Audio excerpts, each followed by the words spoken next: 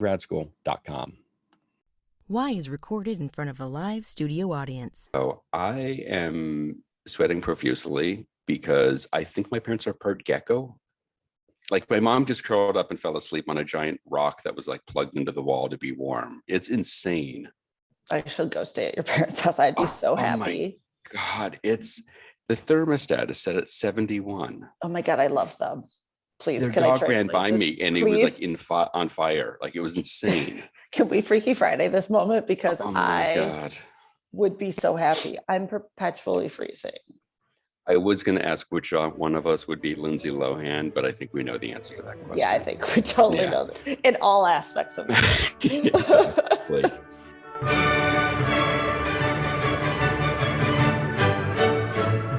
This is Why, with your hosts, Heidi Hedquist and Luke Poling.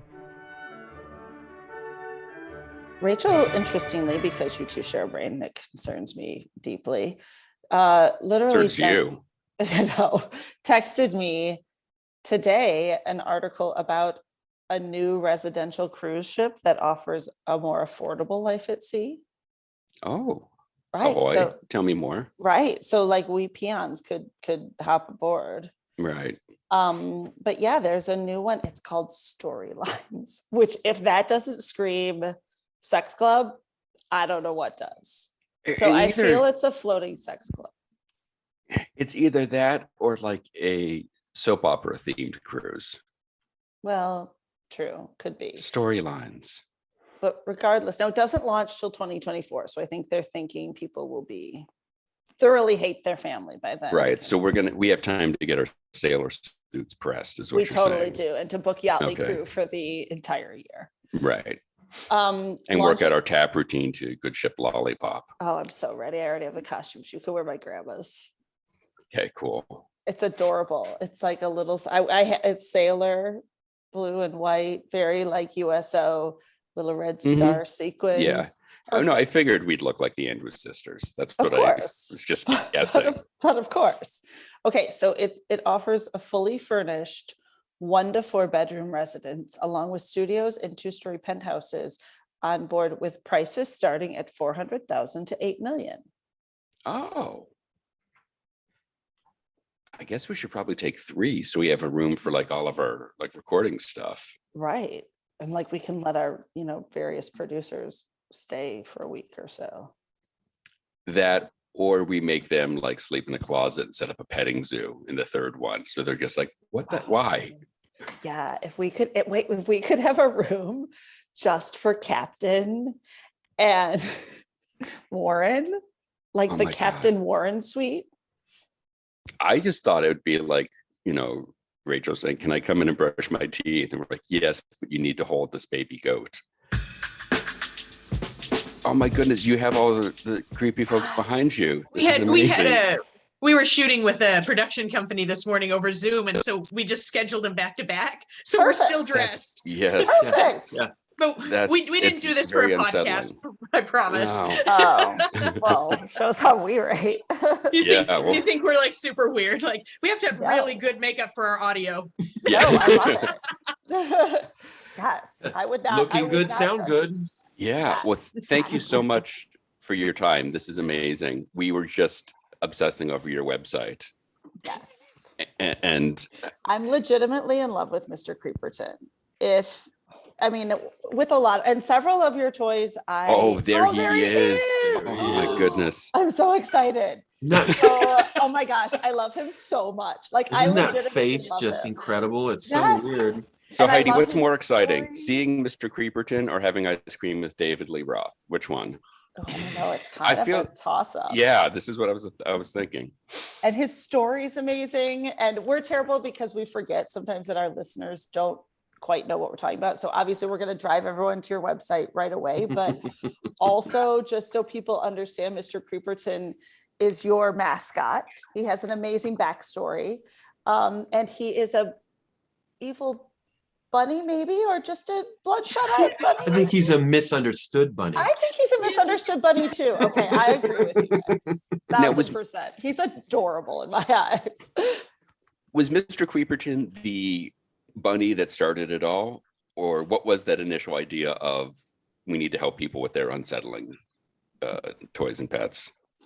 Yeah, right when we were just first starting to talk about starting the business, I was helping my friend clean out her house, and Mr. Creeperton was under her son's bed. And I pulled him out and was like, "What is this? And why do you have it?" And no one in the house had ever seen him before. They were all like, "Yeah, what is that?" And so no one really knows where Mr. Creeperton came from or why he was under her child's bed. Just materialized. He wanted was meant to come live be. with you. Yeah. Yeah, wanted to be our mascot. Yes. Didn't you even try to throw him away and he turned up on the stairs? I did. I was like, "So should I throw away the creepy rabbit?" And she was like, "Yes, throw away the creepy rabbit." So I put him in a trash bag and thought about it throughout the rest of the day as we were working. And then I was like, "Oh my God, can I have the creepy rabbit? It's perfect for something Brian and I've been talking about." She was like, "Yeah, take it." And I went to get it and he wasn't in the bag. And I was like, "Oh," but I wasn't going to go through all the trash bags from a house clean out. So I just sort of gave up. But then as we were doing last sweep at the house, I went up the stairs and he was on the stairs that go to the child's room where he was found. So it was really weird. And I know my friend didn't put him there because I was with her the whole time. So yeah, we just slithered his way out of the bag, and we were just discussing how he would move. Like, yeah, I think Yes. Oh, definitely. That's Totally. he yeah. would definitely worm his way out, I think. For Yeah. sure. That's So how did you come up with this idea? Because this is such a great idea. And before we interviewed you, before we set this all up, I was explaining to people what you do, and they were all like, "I need that. Everyone needs this." How did you come up with this concept? It was actually Brian's idea. We're both huge horror fans, and we were looking at some weird, creepy thing a friend had given him one day, and he was like, we should make a company that takes all the creepy dolls, because like half of the population has a creepy doll that they inherited from a family member that was from their childhood, that like a lot of people have something in their house that makes them uncomfortable. We should take those and get them to the other half of the population, which is the people who really love creepy, quirky, unique things and want some companions and conversation pieces in their homes. And then this one gifted the business to me on my 50th birthday. amazing. With the website and business cards, and I was running around that night giving everyone a business card for a business that really we had no idea what we were doing. And in the beginning, I was so embarrassed. I was like, "Quit giving out business cards." But see now, no, that I had to know. have changed. Now, Oh you yeah, know, for those- sure, for sure. yes. It really has taken on a life of its own.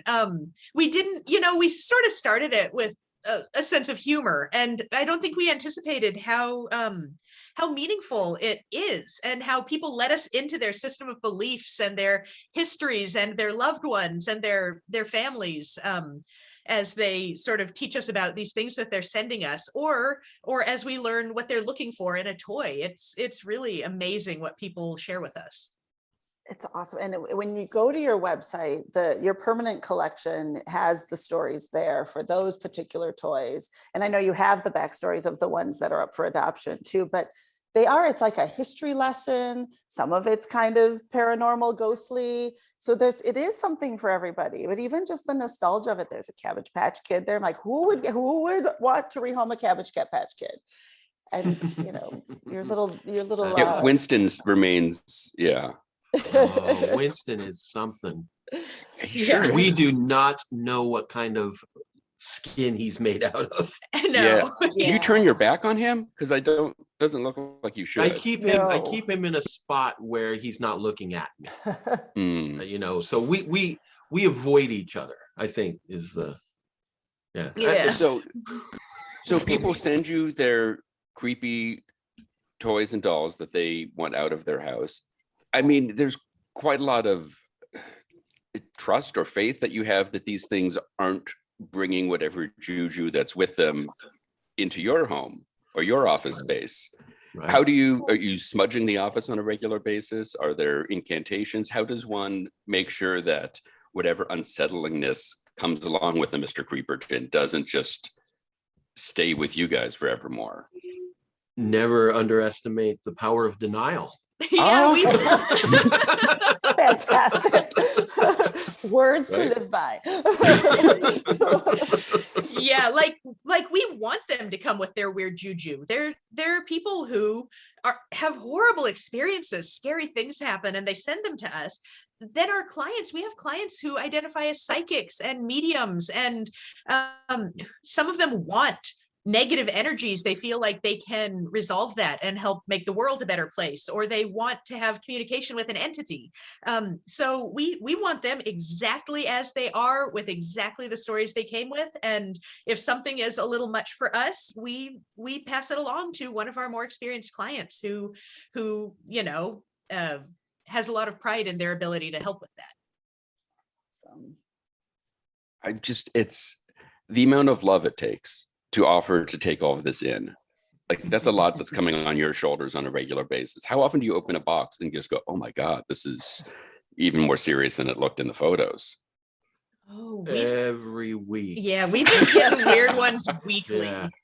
Yeah, it was funny. I didn't think, I thought the very beginning, I thought, oh, we'd just running around Portland, you know, grabbing these things from people that don't want them anymore, and that'd just be kind of fun to do.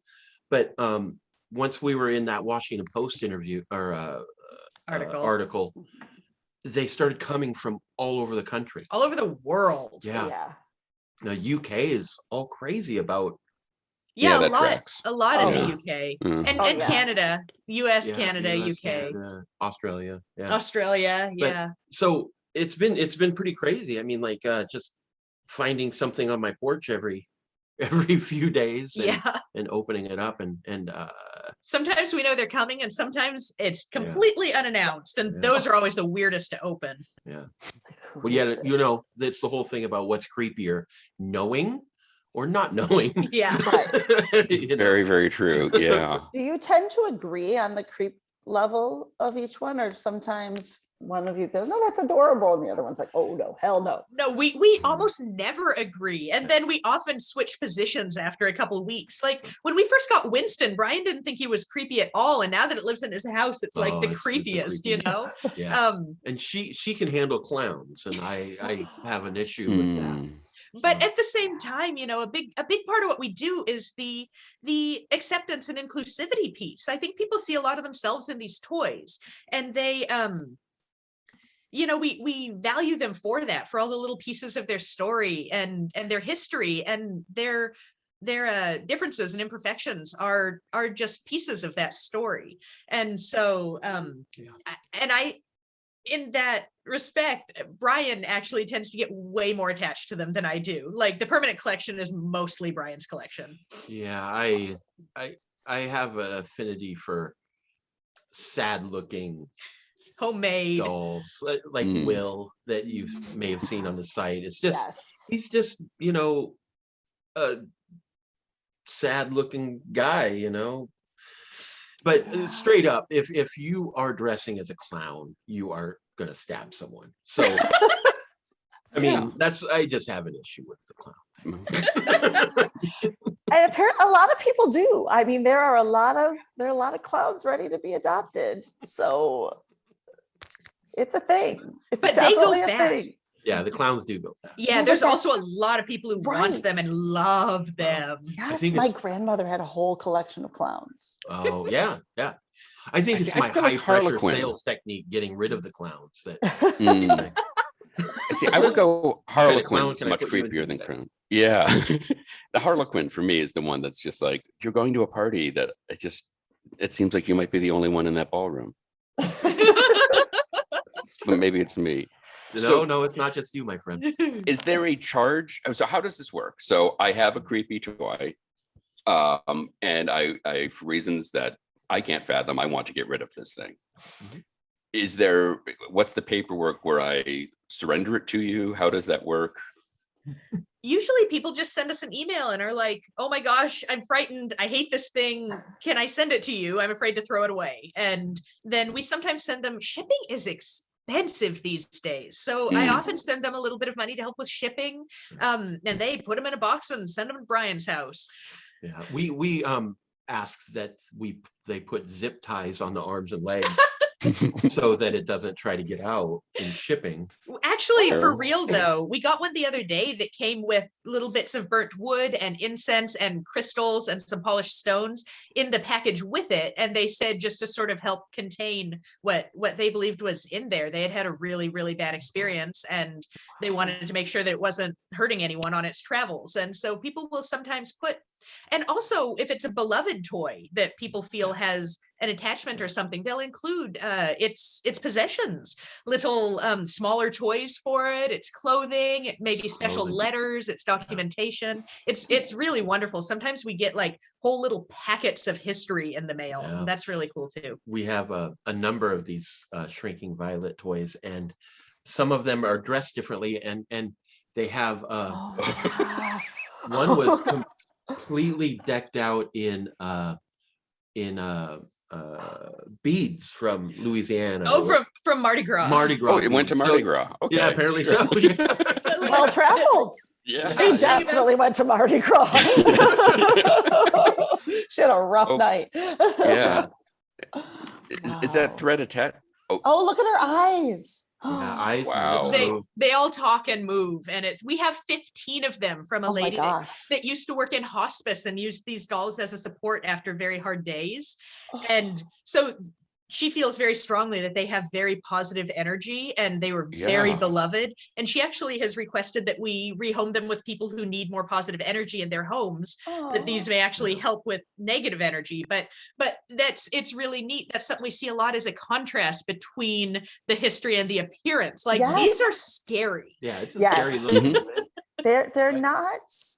When the eyes start moving, that's when it gets scary. It does. Like that really just, But then when you hear Mhm. their story, to Well, your true, point, yes, you kind of yeah. start to love them, and you kind Yeah, of like, yeah. oh, And That's- then we have some that look absolutely benign, like a pitiful pearl doll here that has just a horrifying story behind her. oh no. And so it's interesting. A lot of people contact us and are like, we want a 100-year-old composition doll that's super haunted, and it's not always the old composition dolls that are the really creepy ones. Yeah. Yeah. It's oh boy, here we go. amazing. Yeah. We've got- yeah, another one. We've got this one. Oh, Oh. yeah. But she has Oh. no awful backstory. She was actually quite beloved as well, but other family members were too afraid of her. But she kind of has, okay, in fairness, it sounds gross, but she kind of has that look that like a kid maybe was like sucking on her face because it was like her favorite, they Yeah, were her yeah. Yeah, favorite maybe. baby Yeah. doll. Oh, Yeah. I'm worried about that paint that came off it though. well, Yeah. way to bring it Mhm. down. Sorry, again, that's my job, is to kill everyone's buzz on this show. I don't lick that face, so And I I wouldn't think either, I think we're pretty safe. I think Yeah. I only licked it a little. Okay. the truth comes out. Is there a particular doll that you've seen just coming from all corners that like nobody wants to keep this, like a particular brand? There's this type of clown. We have a rainbow one right now, and it's just like a round styrofoam body and a round styrofoam head and a variety of like shiny clothes. And when you wind up the back, they play a song, often Send in the Clowns, and their head lolls in a circle as it moves. No. And there are whole Facebook groups. People have turned us on to these whole Facebook groups about they move on their own, not like their head moving, like they'll move positions or cross their legs, yeah. or and we get them over and over again. And one of the, I posted, I was like, wow, this one moved on its own. And then they sent it to us. And this person turned me on to this Facebook group and like these forums where it's common. This one type of Wow. wind up clown moves around the house, and it's hundreds of people saying it.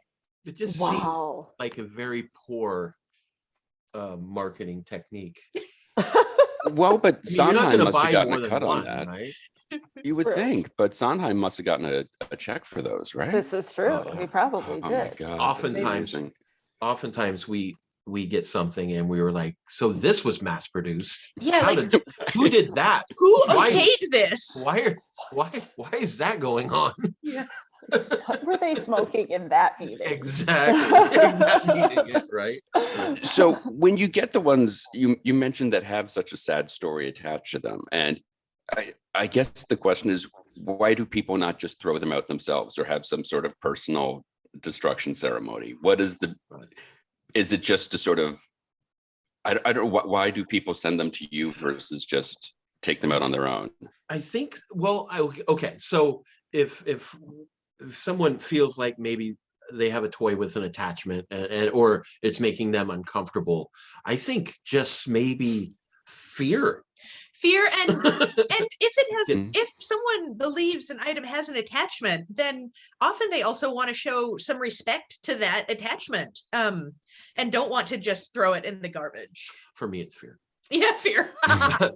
But on the other hand, you know, not everything we have has an attachment that we can tell, Right. and some of them are just well loved items Right. that they can't get themselves to toss in a bin. You know, the story for that doll isn't done yet, and they want to continue that on. Yeah, I think we can It's break been it great. down to like 3 things. There's fear, compassion, we've Mhm. covered both of those, Right. or guilt. This was great grandma Oh. Ida's favorite doll, Yeah. and it is terrorizing my family, Can't but get I rid of can't that. throw it away. Yeah, Yeah. I didn't even, Yeah. that's a very strong, yeah, that's a Oh. very good reason. we Oh, definitely have those in guilt. our family. I could totally see that. Yeah, you can see them now. What will do to you. Now, there's been so much over the pandemic where people, you're hearing from adoption shelters that for animals, that they're running out of animals because people are they have time and they're looking to fill something up in their, do you guys have a similar problem? Or is it the exact opposite where people are spending too much time in their house and really that thing in the corner staring at them is weirding them out? We've when we started, I think it was like we said earlier, maybe like we would go to someone's house, you know, but with the pandemic, I think it's, yeah, I mean, maybe there's a little bit of a house cleaning thing or something's looking at you funny, but Mhm. Yeah, like businesses picked up in both regards, because the people who don't like the toys are stuck in the front room with them, and so there's been a lot more like that's it. This doll of great grandma Ida's has to go. But also, I think people are craving connection more than ever and wanting companionship, and so we've seen a big uptick during the pandemic in both people sending us toys or wanting us to come pick up toys, and people wanting to adopt. I love it. Is there a protocol for pickup? we barely have any sort of Gloves? protocol. Some sort of Tyvek suit? What is that? Right. You Like- know, mask up and Yeah, Right, yeah. We've just been meeting people, usually at a parking lot or somewhere safe and neutral, of course. Right. And doing handoffs. We only very rarely would go to someone's home either for a drop off or a pickup. Even pre-pandemic? It's only been 3 years, so there was very little Oh, yeah. pre-pandemic. Yeah. yeah, that first year was just us kind of like trying to figure out logistics and how this is going to look, and then you pivot, and it's been fantastic. It's been more than anything, you know, like we said earlier, I think it was going to be just something kind of fun for us to do, you know. And Right. when I got that gift of all that stuff in the business, I was like, wow, that's really cool. You know, what a awesome kind of joke gift. But people, you know, But immediately people were just found a common thread.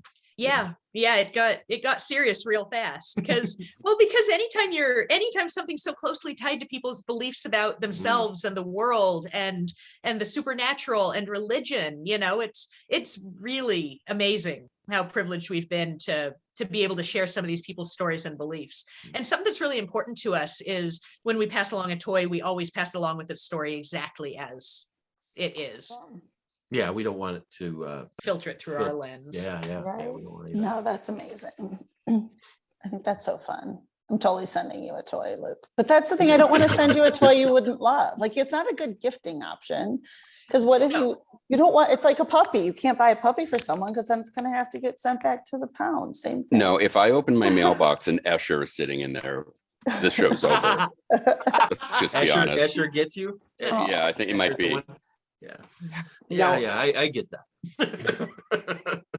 Is there something, I mean, Sarah, the way you explain that, it sort of goes beyond the initial joke of like, oh, we'll take your creepy old toys out of your house. And it goes to something deeper. Definitely. And clearly, was that something you just found as you were going through this? We're like, oh my God, this is much more of an important release for people to let the story out, to share this story, or to let these things go out of their lives. How quickly did you realize that this is not just a gag?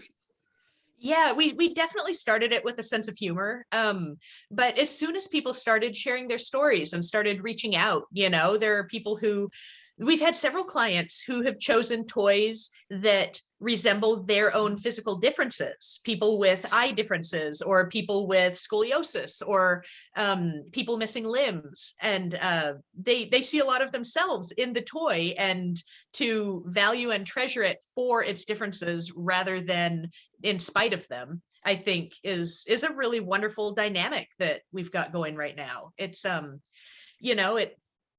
the message of acceptance, inclusivity, applies to people just like it applies to the toys. And so when we started sort of realizing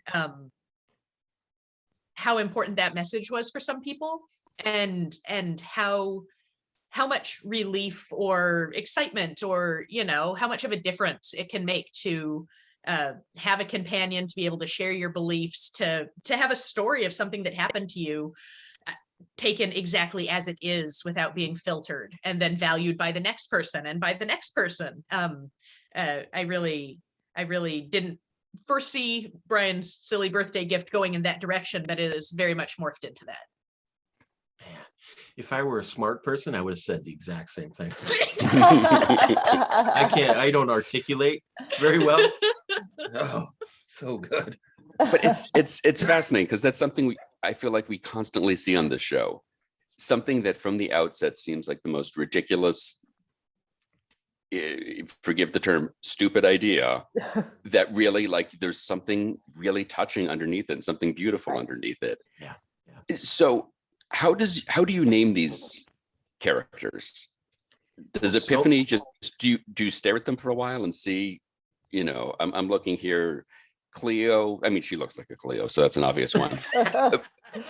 But the ones like that, the names that we've come up with that are like, say it's a dog and it says Doggy the dog. That's what I did. That's my contribution. Okay, No, look at Epiphany though. Doesn't Epiphany look like an Epiphany? Definitely. Yes. Yes. But she's one of the ones that we named. Sometimes they come without a name. When possible, we actually gather their original names from their owners. So we always, and ones that we have named, we always tell people that and give them an opportunity to rename them if it's just something we've done. And then the other thing I was looking at, again, your permanent collection, it's fascinating. Oh. What is required for it to make that collection? Obviously, Mr. Creeperton, that's a no-brainer. It was meant to be. I look at Maria and I get it. Maria, she scares me. Yeah, but like, how long do you have to live with? Oh, there she is. Oh my God, just right there. So how long do you have to be with one of these things before you think, this is off the market? This one's something special. Pretty much it takes me to fall in love with it. Yeah. For it to there's certain ones that I don't think I'll be able to part with, like Will. And what does that involve? Like kind of Lady and the Tramp spaghetti dinner? What are you guys doing to figure out if you're meant to be? He's my car buddy. He sits in my car. That's but perfect. no, I think there's some that have pretty scary backstories, and I think that we want to keep a hold of them for a little while to make sure, just to see if anything if I happens. survive. And then the other ones, I love it. I love a sad face, so mostly it's ones that I've fallen in love with. When we first started, I was like, well, should we keep this one? I love this one. Brian's like, nope, everything for adoption. Like everything can go. And then like 3 toys later, he's like, I love this one. And it's just, yeah, the permanent collection is mostly things Brian has become attached to, which is really funny because he's super not that person. Like I never would have guessed that he'd be like, I have to keep Will, but he totally is. Those toys have an O'Brien attachment. Yeah. Yes, exactly. See, Right. I could see They're all Will. spooked. Yeah, I could see Will. Cappy a little less so, but Will I Yeah. get. Now, where do you keep when someone sends these to you? Do you have a room in your house that you keep them in? Are these just on the dining room table staring at you while you watch TV? When they're not moving around on their own. Okay, sorry, that's I meant Right, that's right, just right. as a, Yeah. yeah, obviously. Most of them stay at my place in a kind of converted dining room office. And you know, they hang out together and they talk to each other, so I don't have to. Yeah, when they're at my house, they're totally like for a long time, Maria was in my kids' rec room and she would just like sit on the chair and watch them play Xbox they'd go down in the morning, and because she's so lifelike, they would startle, like she would startle people. Yeah, Maria's very striking. Yeah, very lifelike. Yes. So what do your friends make of this? I don't have any friends anymore. I'm sorry. Again, stupid question. for I'm bringing sorry. that Yeah, up. we'll cut this out. Nice. I'm sorry. Nicely done. Yeah. Could you cut out the parts that make me feel bad about myself? Oh my God. I tend bar. So I see a lot of people daily. And most know the little side business that we have. And yeah, you know, it's kind of interesting to kind of explain it to somebody that doesn't know. But they've been really supportive. Oh yeah, my friends, my friends and my boss have been really really awesome. In fact, there's some toys in one of the bars now. You know, So that's a great sitting above, place for them. sitting above, you know, there's some clowns sitting above all the booze and all that. Yeah. And Haunted constantly. and sometimes he'll be talking to a customer and they'll be like, oh, you do that? Oh, I got something for you. Yeah. And like they'll bring stuff in like, get this out of my house. Wow. It's been 20 years, you know. Drop offs at the bar. So yeah. Amazing. Well, Brian, Sarah, thank you so much. This has been incredibly unsettling. It's been so cool though. Unsettling in the best possible way. Yes, and I need to get a t-shirt. I know I that do much. too. We both. Yes, I Yeah, need to have my own little Clipperton in my world. For more information on all of the great work that Brian and Sarah are doing, check out their website, unsettlingtoys.com. You can find them on Facebook, where they're at facebook.com/unsettlingtoys. And I know what you're thinking. And yes, they are on Instagram, where they are at unsettlingtoys. You can check us out on all the various socials. Be sure to visit our website and don't forget to leave us a review. Today's show is produced by myself and Heidi Hegquist. Our reluctant producers are John Sauvé and Sandy Stone. Our willing producers are Rachel Allen and Randy Jeanette. Our intern is Zach Jackson. This one's for Philippe. Thanks for joining us. Flash, we're coming home.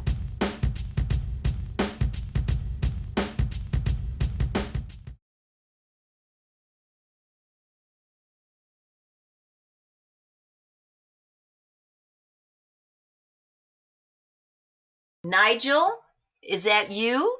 Are you here, Nigel?